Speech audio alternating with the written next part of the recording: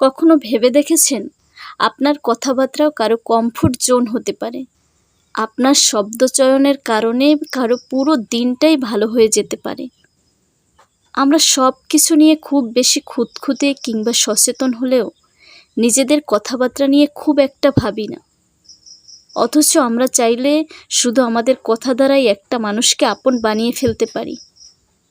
কথাবার্তার মাধ্যমে মানসিক শান্তি দিতে পারি, কথাবার্তার মাধ্যমে যত্ন নিতে পারি।